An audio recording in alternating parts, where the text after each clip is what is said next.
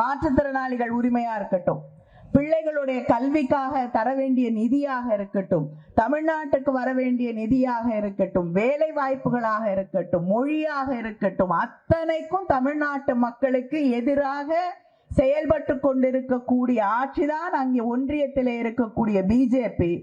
அவர்களோடு சேர்ந்து கொண்டு இப்ப அவங்களோட இவங்க சேர்ந்திருக்காங்களா, இவங்களோட அவங்க சேர்ந்திருக்காங்களான்னு நமக்கு தெரியல அதிமுக. ஏன்னா சமீபத்துல அமித்ஷா மதுரைக்கு வந்த போது அவர்தான் கூட்டணி தலைவர் மாதிரி பேசுகிறார். கூட்டணிக்கான வரையறைகளை எல்லாம் அவர்கள்தான் வகுக்கிறார்கள். இவங்க எதுக்கு இருக்காங்கன்னு தெரியல. எதை சொன்னாலும் அமைதியா பக்கத்துல உட்கார்ந்து கேட்டுக்கிட்டு இருக்காங்க.